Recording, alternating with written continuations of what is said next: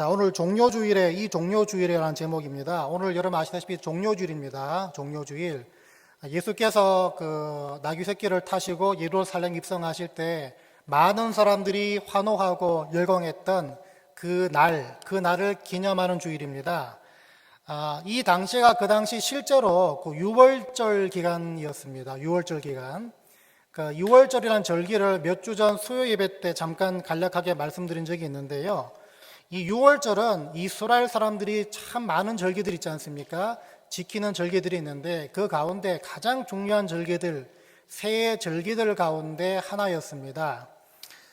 이 유월절 절기는요, 어떻게 보면 그 하나님께서 이스라엘 사람들을 애굽의 노예로부터 건져냈던 그 날을 기념하는 그 절기이기 때문에 이스라엘 사람들의 어떤 정체성과 굉장히 연관된 그런 절기라고 말할 수가 있습니다. 자, 굉장히 중요하게 간주됐던 절기인데요. 자, 그래서인지 이 절기를 그냥 하루만 지키는 것이 아니라 길게는 한 10일 정도, 열흘 정도 아주 완전히 축제 분위기 속에서 이 절기를 지켰다라고 기록되어 있습니다. 그런데 단순히 어떤 그런 축제 분위기만이 아니었습니다. 지난 수요 예배 때 말씀드렸지만 지금의 이스라엘 예루살렘 인구를 한 100만 조금 넘게 보고 있는데 이 예수님 당시 때 예루살렘의 유월절 절기를 지키기 위해서 그 열흘 동안 몰려들었던 인파가 실제로 한 200만 명 정도 됐다고 합니다. 그러니까 이 피츠버그 지역과 메트로 지역과 이 광역 이 지역을 좀 합치면 한 200만이 넘지 않습니까? 그러니까 그 정도 인파가 그 열흘 동안 집중해서 예루살렘에 모여들었다라고 기록하고 있습니다. 자, 그런 분위기 속에서 예수님께서 예루살렘으로 입성하다 보니까 이 수많은 무리들의 어떤 그 환호와 그 열광은 우리가 생각하는, 상상하는 것 이상이지 않았겠나 충분히 예상할 수가 있습니다. 자, 그래서 여러분 마태복음에 보시면 똑같은 사건을 다루고 있는 마태복음 보시면은 예수께서 예루살렘에 들어가시니 온 성이 소동했다라고 적혀 있습니다. 소동했다. 이 소동했다라는 단어를 보니까요, 들끓었다 혹은 움직였다. 그러니까 예루살렘 그 성읍이 그냥 전체가 들끓고 전체가 요동했다는 것입니다. 아주 떠들썩했다는 것입니다. 자, 그러다 보니까 예수께서 우리 죄를 대신 지시기 위해서 예루살렘으로 들어오시는 이 종료 주일, 우리가 어떤 식으로 보내야 되는가, 어떤 주일이 돼야 하는가, 어떤 식으로 많이 들어오셨습니까? 실제로 감사와 기쁨이 넘쳐나야 되는 그런 주일이고 또 그런 모습으로 이 주일을 보내야 된다라고 많이 들어왔습니다. 자, 그런데 과연 이 종료 주일이 꼭 그런 환호와 열광과 기쁨과 감사만 있는 주일이어야만 하는가? 라는 물음이 있다면 꼭 그것만은 아니다라고 말할 수가 있습니다. 왜냐하면 여러분 몇 주 전에 그 순수한 복음이라는 제목으로 말씀을 제가 드린 적이 있는데 예수님과 그 수석 제자였던 베드로가 이 멱살을 잡고 몸싸움을 한 본문을 살펴보지 않았습니까? 그때 왜 예수님과 베드로가 그런 몸싸움을 벌였는가? 어떻게 말씀드렸습니까? 그때 이유 똑같습니다.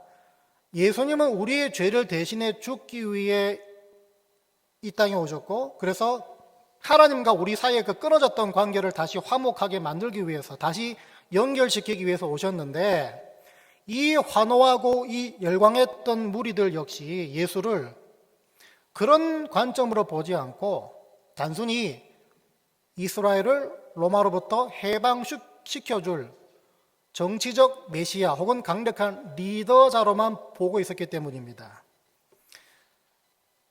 자, 그러다 보니까요, 실제로 예수께서 무기력하게 잡혀서 끌려가실 때 이렇게 환호하고 이렇게 열광했던 무리들이 한순간에 저 예수를 십자가에 못 박으라고 분노하고 성난 군중의 모습으로 바뀌어 버립니다. 우리가 생각했던 메시아가 아니라 저렇게 힘없이 끌려가는 메시아다 보니까 지금 이 환호하고 열광했던 무리들, 이게 아니네. 거기서 오는 실망감 그리고 분노 때문에 예수를 십자가에 못 박으라고 외치는 무리들로, 군중으로 변해갔다는 것입니다. 자, 그러니까 이걸 생각하면 이 종료주일이 결코 기쁨과 감사와 환호와 열광만 있는 날이 아니라는 것입니다. 왜 그런가 하면 주님이라고 그걸 모르셨을 리가 없었기 때문입니다. 지금 눈앞에는 열광하고 환호합니다. 하지만 주님은 알고 계셨다는 것입니다. 같은 사건을 다루는 누가복음에서는요, 이런 장면이 나옵니다. 누가복음 19장 41, 42절 제가 읽어드리겠는데요. 잘 들어보세요. 가까이 오사 성을 보시고 우시며 이르시되 너도 오늘 평화에 관한 일을 알았더라면 좋을 뻔하였거니와 지금 내 눈에 숨겨졌도다. 지금 예수께서요, 이 예루살렘 입성하시기 위해서 가까이 예루살렘 성으로 오고 계시는데 우시며 이르시되, 여기 울다란 동사가 에클라우센이라는 헬라어인데요, 에클라우센은요 그냥 엉엉 우는 게 아닙니다.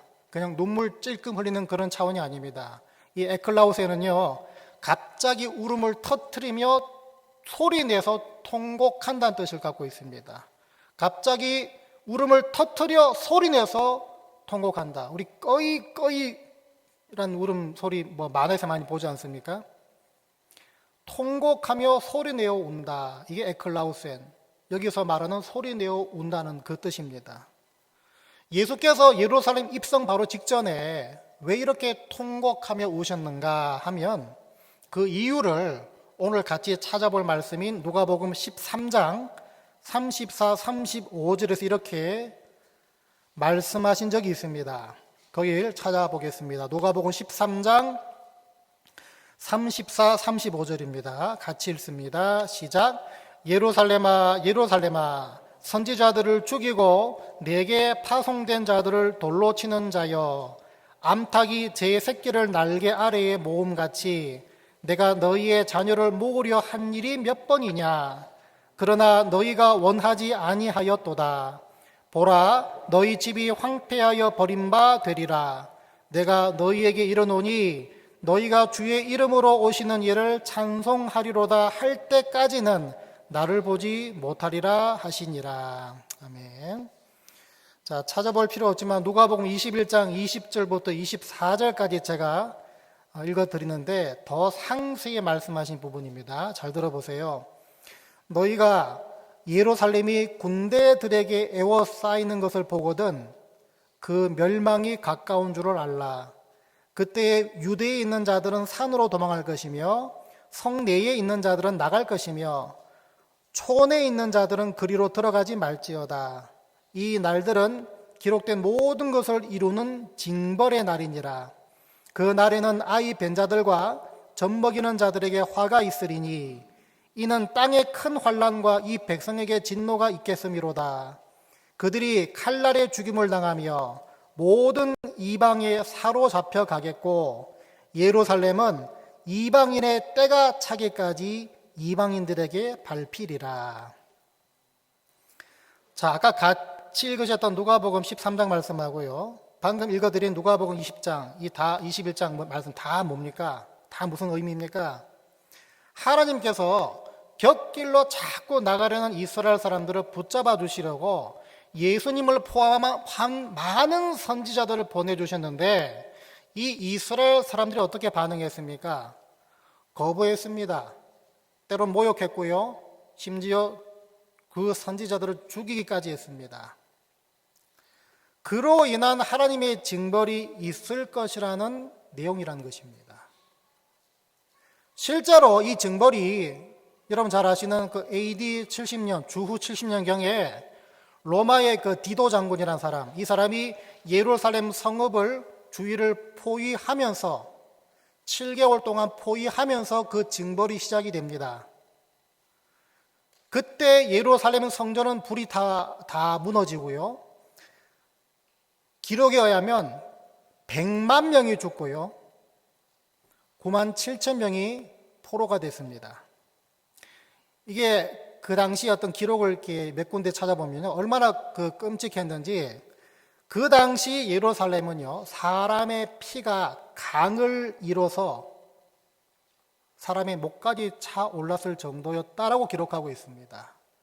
수많은 이스라엘 유대인들이 죽었다는 것입니다.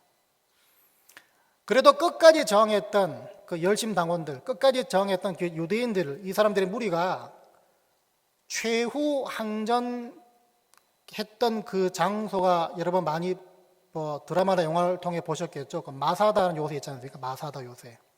높은 절벽 위에 만들어진 요새 아닙니까?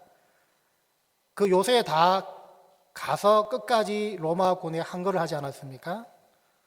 하지만 결국에는 거기 남아있던 사람들, 심지어 가족들, 어린아이들 다 포함해서 한 960명이 끝까지 항거하다가 마지막 로마군이 쳐들어오기 바로 직전에 전부 다 자살하죠. 저 더러운 이방인 손에 죽을 수 없다 해가지고 다 960명 정도가 다 동시에 자살을 합니다. 그 이후로 실제로 이스라엘 사람들은요, 나라 없이 이 세계 곳곳을 떠도는 그런 처지로 전락을 하게 되죠. 여러분, 이런 여러 전후 사정이 엮여 있고 섞여 있는, 담겨져 있는 그런 종료주일입니다. 이런 여러 전후 사정을 알고 보면 이 종료주일은요, 사실 기쁨, 감사, 환호, 열광뿐만 아니라 여러 복잡 다양한 그런 감정들이 섞여 있는 날이라고 볼 수가 있습니다.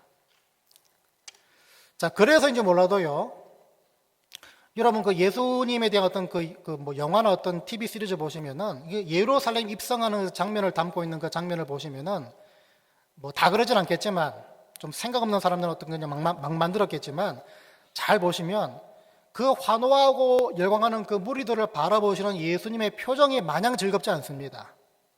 마냥 행복하지 않습니다. 어딘가 미소는 띄고 있는 것 같은데도 어딘가 좀 어두운 그런 장면 담고 있는 영화, 드라마, 이거 감독이 잘 만든 거죠, 그거는. 실제로 그렇습니다.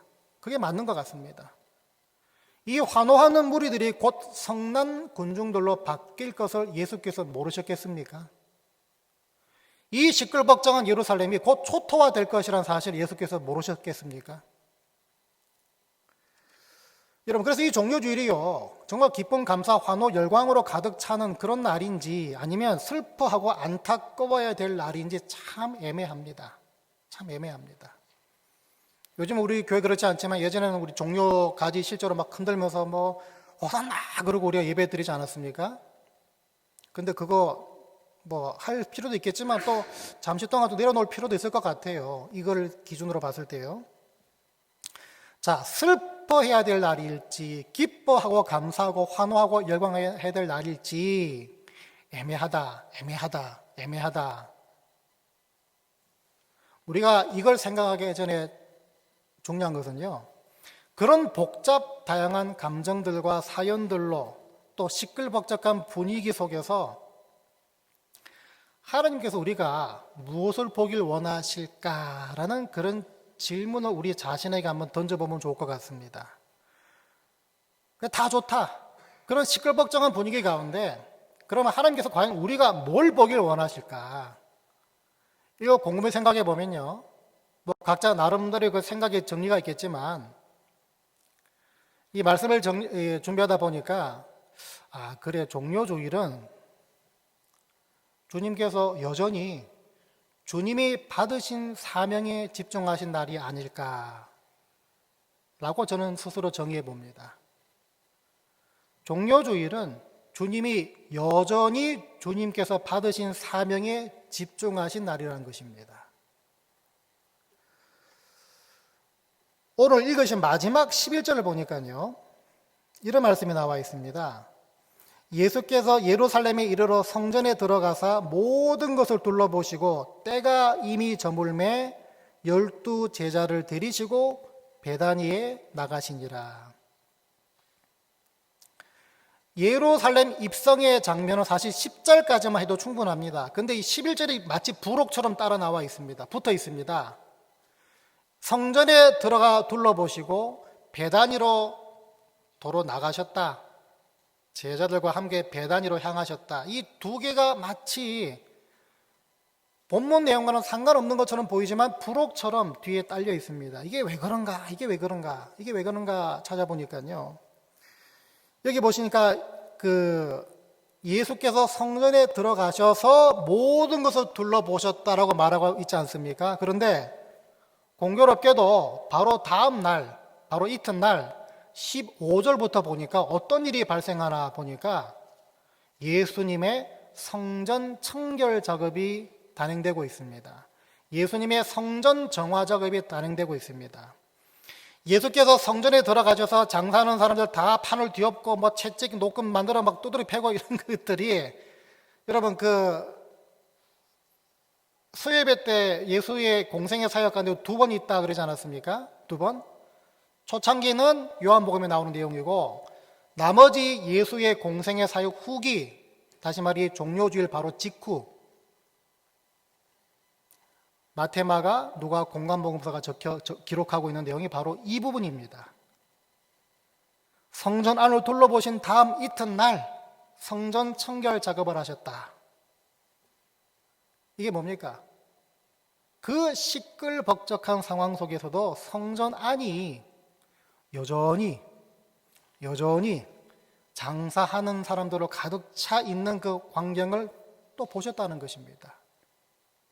그리고 예수께서는 바로 이튿날 그 성전 정화 작업을 단행하신 것인데 이게 무슨 말입니까? 그 시끌벅적한 상황 속에서도 여전히 예수께서는 본인이 받은 사명에 집중하셨다는 것입니다. 또 예루살렘에 기껏 올라오셨는데 제자들을 데리고 날이 저물자 베다니로 다시 내려가셨습니다. 예루살렘과 베다니까지 거리가 한 2-3km 된다 그러는데요. 날이 저물었는데 굳이 또 왜 지나왔던 곳에 또 데리고 내려가셨는가? 이유도 마찬가지입니다. 한번 생각해 보세요. 여러분, 수많은 무리들이 환호하고 열광했는데 그런데도 그 중에도 유독 기뻐하지 않고 열광하지 않고 환호하지 않던 무리들이 있었죠. 누굽니까? 바로 바리새인들을 필두로 한 종교 지도자들이었습니다. 이 사람들에게 예수 그리스도는 나사렛 예수는 눈에 가시였습니다. 이 사람들은 예수를 호시탐탐 죽이려고 혈안이 됐던 사람들이었습니다. 그런 중에 예수가 무리들의 수많은 사람들의 환호와 열광을 받고 있는 모습을 보고 있다. 그 말은 뭐겠습니까? 불에다가 기름을 붓는 격이죠. 실제로 누가복음에서는요, 이 바리새인들이 예수의 제자들에게 시비를 거는 장면이 나옵니다. 참다 시비를 겁니다. 여러분, 그래서 이거 잘 보세요. 예수께서 굳이 제자들을 데리고 날이 저물자 이미 지나봤던 동네였던 베다니로 다시 내려가신 이유가 뭡니까? 아직 저 사람들에게 붙잡혀서 십자가에 달리실 때가 아니었기 때문에, 아직 때가 아니었기 때문에 몸을 피하신 것이죠. 다시 말하면 여전히 사명에 집중하셨다는 것입니다. 여러분, 예수의 이런 사명에 집중하는 모습이 왜 중요하고 무슨 의미를 갖고 있겠습니까? 이거는 잘 들어보세요. 예수님은요, 하나님이시고 하나님의 아들이시고 다시 말해 완전한 신성을 가진 분이기도 하지만 동시에 완전한 인성도 가진 분이었습니다. 성육신, 반만 인간 반만 신이 아니라 fully divine, fully human, 그러니까 완전한 신성도 가진 분이었지만 완전한 인성도 가진 분이 예수님이었죠. 여러분, 그래서 한번 상상해 보세요. 그런 완전한 인성을 가진 분이 저와 여러분 같이 죄인들, 이 죄인들을 대신해서 고난받고 십자가에 달려 돌아가시기 위해서 지금 예루살렘으로 들어오고 계십니다. 앞으로 약 5일 후에 죽고 십자가에 달릴 거 다 알고 계십니다. 그런 중에 수많은 무리들이 환호합니다. 열광합니다. 그 모습과 바리새인들이 호시탐탐 자기를 죽이려는 그 모습, 눈에 들어오죠. 다 알고 계시죠? 완전한 인성을 가진 분이었기 때문에 그 상황에서 예수님이 왜 고민하지 않았고 왜 갈등하지 않았겠습니까? 그 고민과 그 갈등의 정점이 어디였습니까? 여러분 잘 아시는 겟세마네 기도 아닙니까? 내 아버지여, 만일 할만하시거든 이 잔을 내게서 지나가게 하옵소서. 예수의 인성을 가진 예수로서의 어떤 갈등, 고민의 정점이 바로 이 기도에 다 담겨져 있지 않습니까? 잡혀가시기 전에 베드로가, 그 말 많고 탈 많은 베드로가 예수를 방어하기 위해서 칼로 칼부림을 합니다. 그때 예수께서 뜯어 말리시죠. 뭐라 그러십니까? 이에 예수께서 이르시되 내 칼을 도로 칼집에 꽂으라. 칼을 가지는 자는 다 칼로 망하느니라. 너는 내가 내 아버지께 구하여 지금 12군단 더 되는 천사를 보내시게 할 수 없는 줄로 아느냐? 나를 잡으러 온 저 사람들을 하나님 아버지께서 보내시는 12군단의 천사들을 통해 다 멸하실 수 있는데 내가 그러지 않고 있다는 것입니다. 왜? 사명에 집중하시기 위해서. 완전한 인성도 가진 분이었기 때문에 죽음 앞에서 충분히 갈등할 수 있고 그 죽음을 거부할 수 있고요. 심지어 죽음을 피할 수 있는 능력도 갖고 계신 분이십니다. 또 그런 환경, 그런 기회도 분명히 지금 있어 오고 있습니다. 예루살렘 입성하실 때 펼쳐졌던 그 모든 전후의 환경들, 바로 그런 환경들이라는 것입니다. 하지만 주님은 견눈질하지 않으시고 한눈 팔지 않으시고 이 땅에 보내어진 그 사명에만 집중하셨습니다. 저와 여러분을 살리시기 위해, 저와 여러분의 죄를 대신 지시기 위한 그 사명에만 집중하셨다는 것입니다. 그래서 비록 고민했고 비록 갈등했지만 결국에는 덮으셨습니다. 때론 피하셨습니다. 때로는 물러나셨고요. 때론 참으셨습니다. 여러분 이거 기억하시기 바랍니다. 사명에 집중하는 분들은요, 눈앞에 닥친 상황과 본인이 처한 처지에 크게 흔들리거나 크게 요동치 않고 크게 일희일비하지 않습니다. 여러분, 저와 여러분 같은 우리는요, 하나님 자녀들은요, 다 사명이 있습니다. 교회에서 받은 사명이 있고요, 가정에서 감당해야 될 사명이 있고요, 여러분 생업의 현장 속에서 감당해야 될 사명들이 다 있습니다. 심지어 여러분 이 주일에도 저와 여러분에게 주시는 또 딱 한 가지 사명이 있습니다. 그 사명이 뭐겠습니까? 예배 잘 드리는 사명입니다. 예배 잘 드리는 사명입니다. 그러면 그 예배만 집중하시면 됩니다. 견눈질 하지 말라는 것입니다. 내가 예배를 집중해서 신령과 진정으로, 다시 말해 하나님의 방법으로 하나님께 눈을 맞추고 시선을 고정시킨 가운데 그 예배를 잘 드리는 사명, 이걸 내가 정말 잘 감당했는지 어떻게 알 수 있다 말씀드렸습니까? 그건 이 시간, 이 현장에서는 확인할 수 없습니다. 우리가 예배 마치고 귀가했을 때, 집으로 돌아갔을 때 우리의 반응을 보면 내가 예배 잘 드리는 사명을 잘 감당했는지 금방 확인할 수가 있습니다. 만일에 주일 예배 직후에 귀가해서 여러분의 반응과 여러분의 감정이 피곤해 죽겠다, 짜증난다, 귀찮다, 그 사람 때문에 교회 생활 못하겠다, 예수 못 믿겠다, 이런 감정이 나온다면 그 뭡니까? 예배 잘 드리라는 그 사명에 집중하지 못했다는 반증이라는 것입니다. 그 사명을 잘 감당하기 위해서 여러분들은 매 주일마다 무엇을 참고 계십니까? 무엇을 덮고 계십니까? 무엇을 피하고 계십니까? 무엇을 듣지 않고 계십니까? 우리는 예배 때마다 늘 어디서나 예수로 어디서나 외칩니다. 구호로 외칩니다. 그게 각인되도록 끝까지 외칩니다. 그리고 일상으로 돌아가죠. 예수로 충만해지는 그 사명을 내가 잘 감당하고 그 사명을 내가 살고 있느냐, 이것은요, 내가 일상에서 내뱉는 말이라든지 내가 행하는 모든 행동들, 어떤 선택과 결정의 기준에 어떤 부분을 내가 근거로 삼고 있는지, 아니면 여러 관계들 속에서 예수의 향기가 전해지고 있는지를 살펴보면 내가 예수로 충만해지는 사명을 잘 감당하고 있는지 아닌지를 확인할 수가 있습니다. 그렇지 않습니까, 여러분? 예수로 충만해졌다면 쿡 찔러도 예수에 대한, 쿡 찔러도 예수가, 쿡 찔러도 예수를 위해서 이런 반응이 나오는데 충만해지지 않고 있다면, 그 사명을 잘 감당하지 못하고 있다면요, 내 삶이, 내 언행이, 내 선택과 결정의 기준이 전혀 예수답지 않은, 예수와 상관없는 것으로 묶여 살고 있다는 증거라는 것입니다. 여러분, 예수로 충만해지기 위해서 무엇을 덮고 계시고, 무엇을 피하고 계시고, 무엇을 참고 계십니까? 또 무엇을 기도하고 계십니까? 자기를 부인하고 자기 십자가를 지고 예수를 쫓으라는 그 사명, 모든 사람, 모든 성도들에게 주신 사명입니다. 내가 그 사명에 집중하는 인생을 살고 있는 거 어떻게 확인할 수 있습니까? 여러분 삶의 모든 선택과 결정의 가장 우선순위 제일 높은 곳에 주님이 그곳에 계시는가를 확인하면 금방 알 수가 있습니다. 그렇게 살다 손해보는 것 같다, 그렇게 살다 망한다, 하지만 여전히 말씀으로 위로받고 능력을 받고 영원히 거할 본향에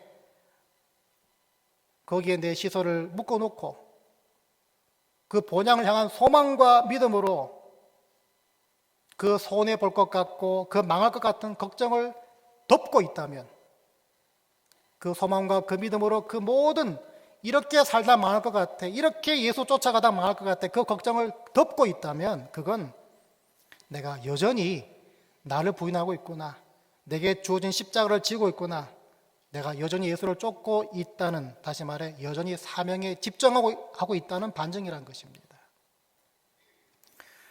하나님은 저와 여러분에게 기도하라는 사명도 주셨습니다. 선택이 아닙니다. 그러면 기도하지 못하게 만드는 상황, 기도하지 못하게 만드는 피곤함, 감정, 그 속에 갇힐수록 저와 여러분들은 기도해야 합니다.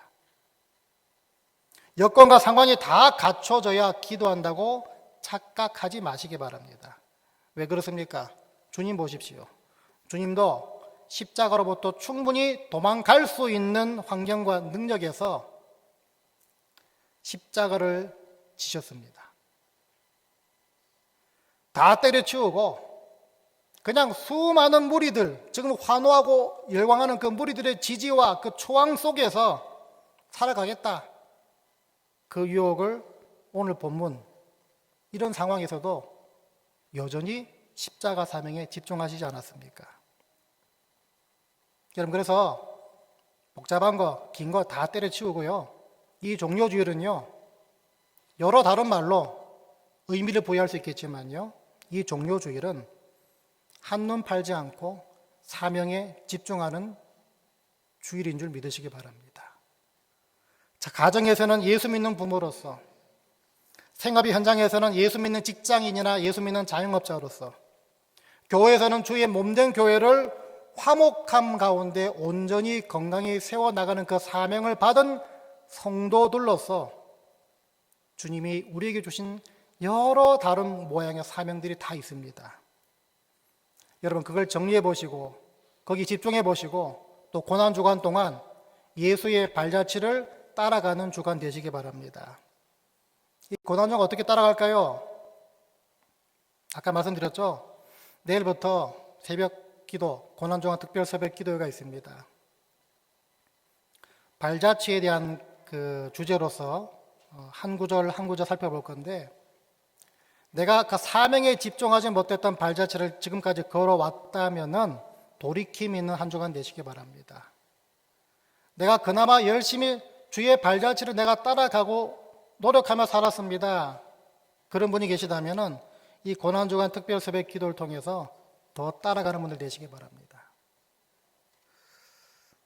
이걸 정리하시고 이걸 집중하시는 한 주간 되실 때에 여러분, 지엽적이고 본질적이지 않고 부차적인 사안들에 내가 그동안 이렇게 목을 메고 살았구나, 이게 분명히 눈에 보이게 될 줄 믿습니다. 그거 버리면 됩니다. 그리고 하나님의 꾸준한 신실한 인도가 지속적으로 새롭게 눈에 보이게 될 줄 믿습니다. 자, 성경 이걸 압축해서 뭐라고 말했나 보니까 이렇게 말합니다. 먼저 그 나라와 그 의를 구하면, 다시 말해 사명에 집중하면 내게 필요한 모든 것을 더해 주신다. 약속의 말씀으로 주신 것이죠. 우리가 깨어나야 합니다. 하나님, 내게 주신 사명, 내 가정에 주신 사명, 내 교회에 주신 사명들이 있는데 내가 너무나 무관심했네요. 너무나 무지했네요. 회복하겠습니다. 집중해 보겠습니다. 종료주의를 기점으로 한번 그렇게 해보겠습니다. 그 사명에 집중할 때 하나님께서는 내게 필요한 모든 것을 더해주겠다. 더하는 거나 빼는 거 없이요, 하나님께서 여러분에게 주신 사명이 뭔지를 생각하고 거기에 집중해서 그 사명을 잘 감당하기 위해서 무엇을 덮어야 될지, 무엇을 피해야 될지, 무엇을 거부해야 될지, 무엇을 참아야 할지, 어떻게 기도해야 될지를 깊이 묵상하는 한 주 되시기 바랍니다. 그래서 여전히 하나님께 쓰임받고 여전히 칭찬받는 분들 다 되시기를 주의 이름으로 간절히 축원드립니다.